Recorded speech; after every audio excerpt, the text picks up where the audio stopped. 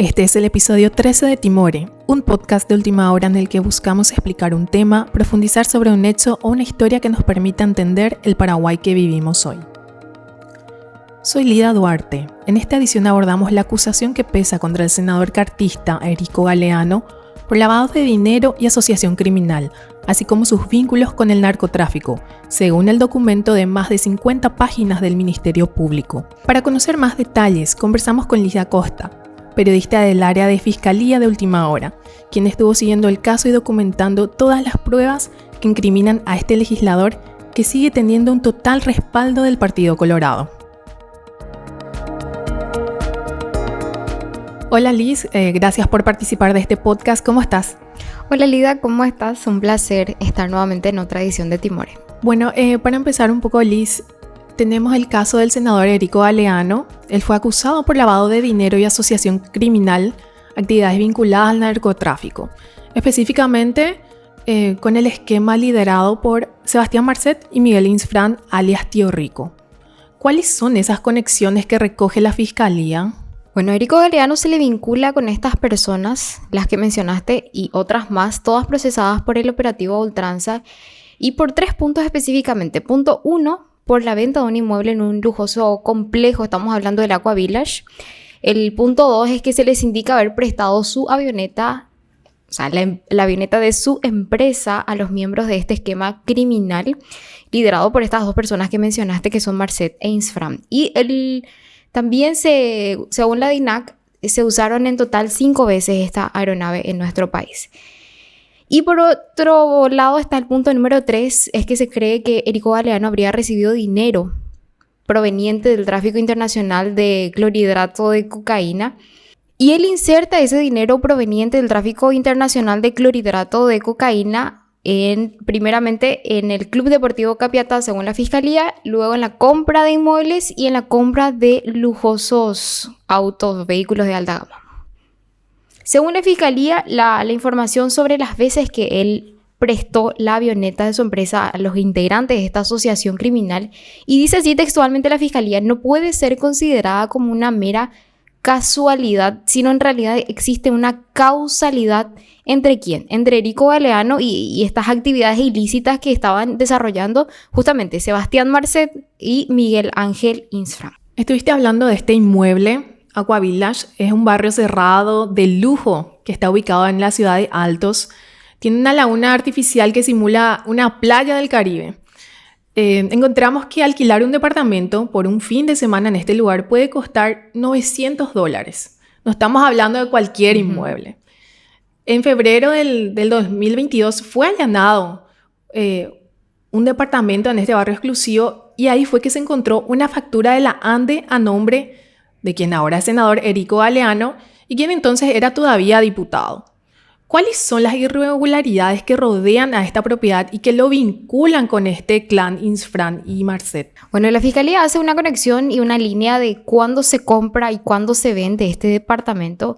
Erico Galeano, para poner fechas, adquirió la propiedad el 8 de febrero del 2013 por un poco más de $210,000, pero termina vendiendo en plena pandemia, es decir, 7 años después de lo que compró, por $1 millón, que es casi 5 veces el precio por el cual él adquiere, y lo vende a alguien que, según las investigaciones de la Fiscalía, no tenía la capacidad económica para poder pagar esa suma. ¿Qué es lo irregular que encuentran los fiscales Silvio Corbetta y Denny John Pack? Es que la vivienda fue vendida en efectivo. Sí, o sea, los $1 millón se entregaron frente a la escribana en efectivo. Se tuvo que llevar una máquina que contabiliza también los billetes. Entonces se determina que el comprador resulta ser Hugo Manuel González, quien ahora está prófugo, estuvo siendo investigado por este operativo a ultranza. Está prófugo de la justicia por supuestamente tener una participación activa en el esquema que estaba liderado por Miguel Ángel Insfrán. Y se hace un análisis financiero de todo su estado y se llega a la conclusión de que él no estaba en condiciones económicamente hablando para poder entregar esa cantidad de dinero. Y entonces, ¿qué pasa? Los indican a él como un prestanombre, como un testaferro de Insfrán. Entonces, ¿qué es lo que se tiene? Que este contrato en realidad fue una simulación para poder ocultar quién era el comprador real. no dejar rastros de que en realidad quien estaba detrás era Miguel Ángel Insfrán, según el Ministerio Público. También se detectaron irregularidades en su declaración jurada.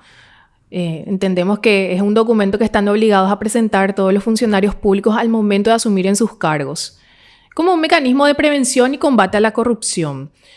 Y la Fiscalía habla de omisiones. ¿Qué omitió el senador Erico Galeano en sus declaraciones juradas? Bueno, comenté un poco antes la fecha. Él compra la propiedad en el 2013, termina de pagar en el 2014 y luego lo vende en el 2020, haciendo un poco un recuento de lo que fue, cuándo compró, cuándo vendió. En el 2018, antes de vender, Erico Galeano sube como diputado, pero él no declara ese inmueble ante la Contraloría, no presenta en su declaración jurada y lo hace recién en marzo del 2022. Pero, ¿qué tiene de importante ese año, el 2022, y por qué lo hace en esas fechas? Bueno, es que día antes se inició ese operativo, el operativo a ultranza. Específicamente el 26 de febrero del 2022, allanan esa propiedad en el Aqua Village y encuentran una factura de la ANDE de esa vivienda a nombre. Entonces, el 9 de marzo del 2022, días nada más después del allanamiento, el legislador hace una rectificación de su declaración jurada y ahí sí incluye el inmueble y ahí también dice que él vende supuestamente por 4.200 millones. Pero en realidad el monto en guaraníes en ese año, porque era $1 millón, al cambio era de 7.030 millones y no de 4.200 millones. Entonces, ¿qué dice el Ministerio Público? Dice que el senador ocultó la existencia de este inmueble. Entendemos entonces ahora que fue a propósito, según las investigaciones de la Fiscalía, fue a propósito que él quiso ocultar el inmueble. La acusación de los fiscales Silvio Corbetta y Denny John Pack describe cómo Erico Galeano dio un apoyo logístico a los capos narcos para que trafiquen cocaína a Europa y África. En este aspecto, ¿cómo se dio esa participación del senador que tan fuertemente, argumenta la Fiscalía? Bueno, el 8 de octubre del 2020, el grupo criminal supuestamente liderado por Insfrán y Marcet se queda sin su flota de aeronaves, que todas eran propiedades de Miguel Ángel Insfrán según la Fiscalía. ¿Por qué? Porque se allana este aeródromo Arrayán, en donde estaban específicamente 4 avionetas que ellos estaban usando. Entonces ahí es donde recurren supuestamente ellos a Erico Galeano para utilizar un medio de transporte de su empresa. Según la Fiscalía, los viajes se hicieron con la avioneta de la empresa del senador y esto permitió que ellos puedan seguir planificando y puedan seguir llevando a cabo el tráfico internacional de clorhidrato de cocaína sin necesidad de que esto se interrumpa, sin necesidad de que el negocio se interrumpa. Es decir que Erico Galeano estuvo ahí para salvar y fue clave para que no se interrumpa el negocio. Y para hacer un recuento de cuántos kilos de cocaína movió el esquema de Insfrán, según la Fiscalía, envió un total de 17.340 kilos de cocaína a países de África y Europa entre el 2020 y el 2021, según la acusación. Hablabas también, Liz, de una causalidad y no de una casualidad entre los vínculos de Erico Galeano y estas personas vinculadas al narcotráfico. En este sentido, ¿cómo se conocieron el senador y Sebastián Marcet, quien sigue prófugo de la justicia? Bueno, Sebastián Marcet era jugador activo del plantel del Club Deportivo Capiatá en abril del 2021 y en ese entonces Erico Galeano tenía el cargo de presidente de la institución según la Asociación Paraguaya de Fútbol. Y él fue presidente desde el 2016 al 2022. Entonces sí estuvo presente cuando Marcet jugaba. ¿Qué dice la Fiscalía? Queda desvirtuado supuestamente que el señor Erico Galeano desconociera a Marcet. O sea, se puede comprobar de que había vínculos entre ambos.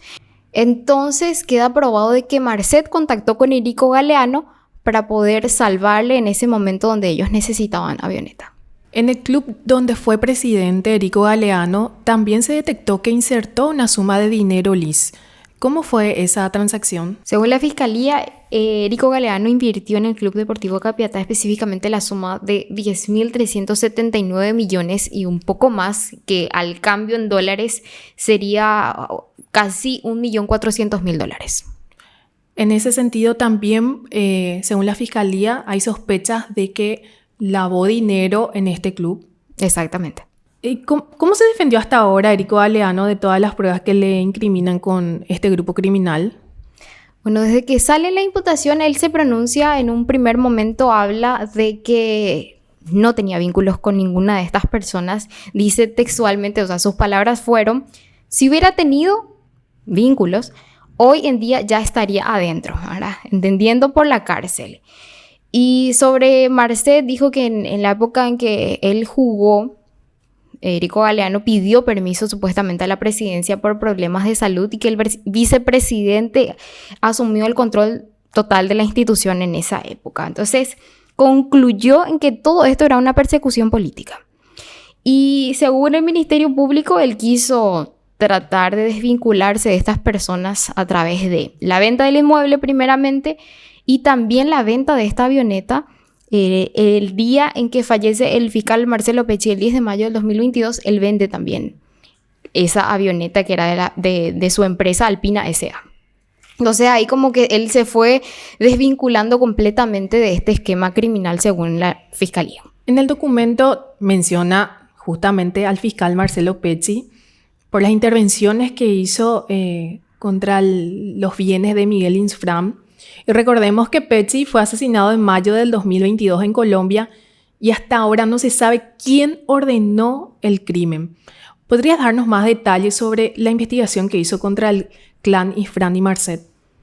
Bueno, así como dije un poco más antes, el 9 de octubre del 2020, el fiscal Marcelo Pecci y la fiscal Alicia Saprissa intervienen en el aeródromo Arrayán, donde estaban depositadas varias aeronaves y entre ellas 4 de las que formaban parte de este esquema criminal, supuestamente que en realidad eran de Miguel Ángel Insfram, pero que tenía supuestamente todo a nombre de testaferros. En ese entonces era investigado el guardiacárcel Ángel Manuel María Cuevas y otra persona más por la liberación de un conocido narcotraficante, Jorge Teófilo Zamudio, alias Zamora, ¿verdad?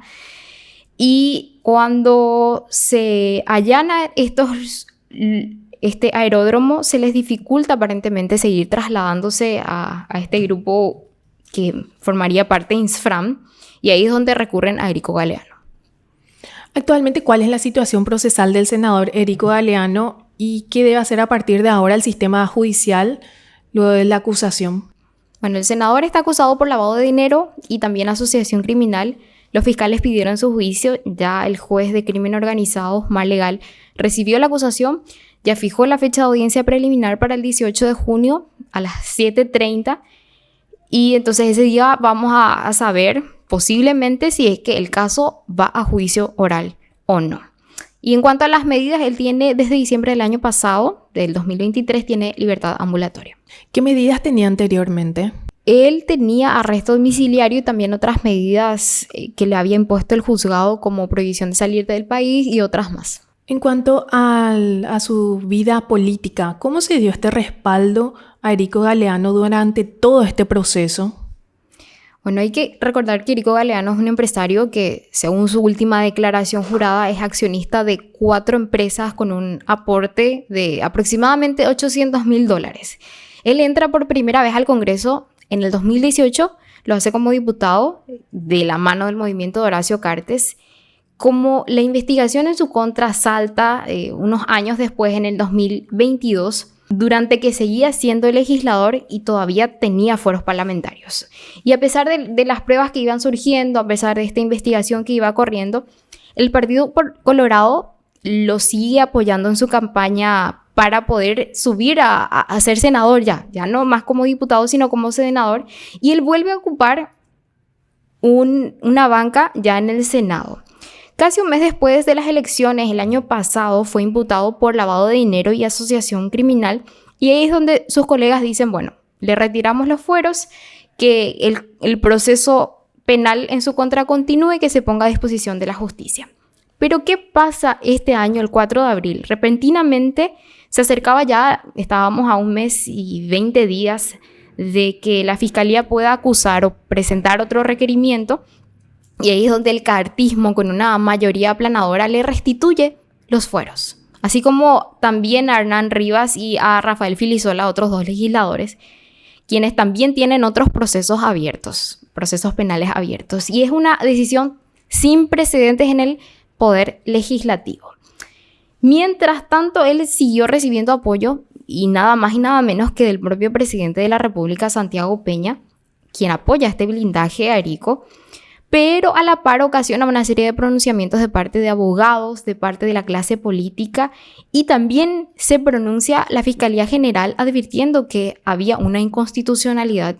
Incluso hay una acción de inconstitucionalidad todavía pendiente en la Corte por esta decisión que tomó el Congreso. Y el cartismo, ¿qué pasa? Después de todas las críticas, de todo esto que se fue abriendo a raíz de este desafuero, no tuvo otra opción que anular aquella decisión y entonces siguió vigente el desafuero de Erico Galeano, quien, ahora debe saber si va a enfrentar o no un juicio oral, está pendiente de su audiencia preliminar y tiene, según la ley, hay una expectativa de pena de 10 años por el hecho punible de lavado de dinero y 5 años por asociación criminal, además también del embargo de sus bienes. Igualmente, hasta ahora, él sigue teniendo respaldo de Honor Colorado. Desde esa banca siguen argumentando que se trata de una cuestión más bien personal del senador, y entonces dejan a su cargo y ellos le apoyan todavía. Gracias, Liz, por darnos más detalles de cómo sigue el caso de un senador, ¿verdad? Quien ocupa un escaño en el Congreso donde se diseñan las políticas públicas para el país, incluyendo lo que es políticas contra el crimen organizado, contra el narcotráfico y la inseguridad. Muchas gracias, Liz, por participar. Un placer, Lida, por estar aquí contigo. Este episodio fue producido y conducido por Lida Duarte. Estuvo como invitada la periodista de Última Hora, Liz Acosta. La edición de sonido corresponde a Renata Carballo. La coordinación editorial estuvieron Hilda Rodríguez y Fernando Boxia. Nos pueden encontrar en todas las redes sociales de Última Hora, en nuestro sitio web www.ultimahora.com, así como en Spotify o en su plataforma de podcast de preferencia. Muchas gracias por escucharnos y hasta el próximo episodio.